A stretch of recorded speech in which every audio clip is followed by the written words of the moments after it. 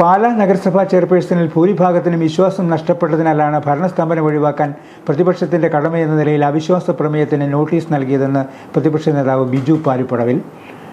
ചെയർപേഴ്സണോട് കൗൺസിലിൽ ചോദ്യം ചോദിക്കുമ്പോൾ മറുപടി പറയാത്തതിനാലാണ് 6 ചോദ്യങ്ങൾ ചോദിച്ച് ചട്ടം 7 പ്രകാരം കൗൺസിൽ വിളിക്കാൻ പ്രതിപക്ഷം ആവശ്യപ്പെട്ടത്. ഇതിനുള്ള മറുപടി അജണ്ടയിൽ നിന്ന് തന്നെ കിട്ടിക്കഴിഞ്ഞു. സ്വയം അനുഭവിച്ചറിഞ്ഞ ഫലിതം പരസ്യമായി ചെയർപേഴ്സണിൽ അവിശ്വാസം രേഖപ്പെടുത്തിയതിനാൽ അവിശ്വാസ പ്രമേയം പാസ്സാകുമെന്ന് ഉറപ്പുണ്ട്. പാലായിലെ ഭരണസ്തംഭനത്തിന്റെ 11 കാരണങ്ങൾ നിരത്തി അവിശ്വാസ പ്രമേയം നൽകിയതിനാലും അധ്യക്ഷപദം വഹിക്കുന്നത് ചെയർപേഴ്സൺ അല്ലാത്തതിനാലും വിശദമായി അവതരിപ്പിക്കാൻ പ്രതിപക്ഷത്തിന് അവസരം ലഭിക്കും.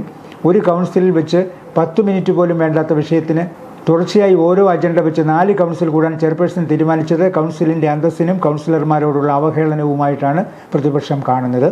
കൗൺസിൽ യോഗത്തിന്റെ അന്തസ്സ് കളഞ്ഞുള്ള ഈ തീരുമാനത്തോട് യോജിക്കുന്നില്ല.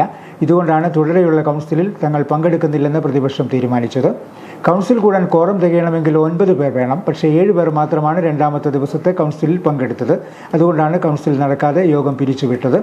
ചെയർപേഴ്സൺ ചോദ്യം ചോദിക്കുമ്പോൾ മുഴുവൻ പറയിക്കാതെ ഇടയ്ക്ക് കയറി അധ്യക്ഷയെന്ന അധികാരം വെച്ച് ചോദ്യവുമായി ബന്ധമില്ലാത്ത കാര്യങ്ങൾ പറഞ്ഞ് പ്രകോപനം സൃഷ്ടിക്കാനും അതുവഴി സഹതാപമുണ്ടാക്കാനുമാണ് ശ്രമിക്കുന്നതെന്നും ബിജു പാലുപ്പടവൻ പറയുന്നു. അവിശ്വാസ പ്രമേയം പാസ്സാകുമെന്ന് ഉറപ്പുള്ളതിനാൽ ചെറുപ്പക്കാരിയായ ചെയർപേഴ്സണെ ഒരു തരത്തിലും വരും ദിവസങ്ങളിൽ ബുദ്ധിമുട്ടിക്കാൻ ആഗ്രഹിക്കുന്നില്ല.